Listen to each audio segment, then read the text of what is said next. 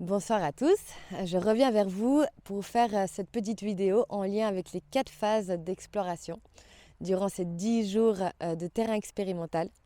Donc nous vous avons fait un beau petit dessin pour vous représenter les 4 phases et pour que vous ayez une idée un petit peu où vous embarquez. Donc la première phase, c'est le socle de création.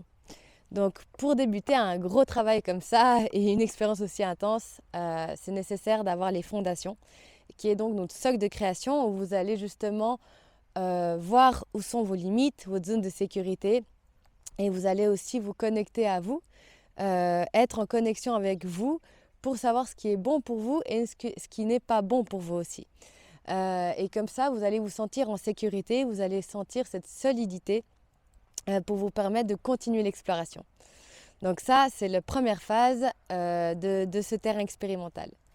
Ensuite, la deuxième, ça sera donc l'ouverture des portes exploratoires.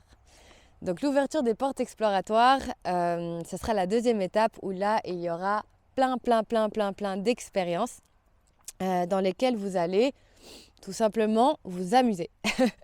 Ça veut dire que là, le but, c'est d'intégrer le concept de vivre et de réaliser des expériences sans objectif et sans devoir réussir quelque chose. Donc en fait, cette phase, elle est là pour vous préparer à, à vivre des choses, en fait, sans but précis. Elle vous prépare à vivre des choses dans la joie et non dans la pression. Et donc, vous allez commencer à jouer avec tout ça. Ensuite, la troisième phase, c'est donc le vide, un espace de jeu. Donc en fait, ce vide, ça va être un moment où vous allez vous connecter de plus en plus à votre intuition pour vous laisser guider avec cette intuition et vous laisser guider dans ce vide qui est l'inconnu. Donc on a généralement besoin de notre intuition pour oser aller dans l'inconnu parce que notre intuition a souvent raison et nous guide souvent au bon endroit. Donc là, ça va être cette exploration et ça va être un moment aussi où on va se connecter à nos profondes aspirations, nos profonds désirs pour commencer à mettre des intentions dans cet espace de vide. Et la quatrième phase, c'est donc oser faire le pas.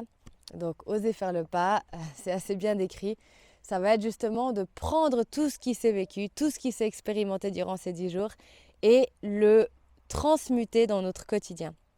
Donc là, on va se préparer durant cette dernière phase à penser aux actions réelles et concrètes que vous allez justement mettre en place dans votre quotidien à votre retour et pouvoir garder ce mouvement qui a été mis en place durant ces 10 jours tout simplement. Et donc ça va vous permettre d'oser faire vraiment le pas dans l'inconnu, même sans nous, même sans le groupe, parce que vous aurez tous ces outils et vous aurez passé par ces 4 phases-là. Et donc ces 4 phases-là sont ultra puissantes parce que vous pourrez toujours vous y reconnecter, que ce soit pendant et après le stage.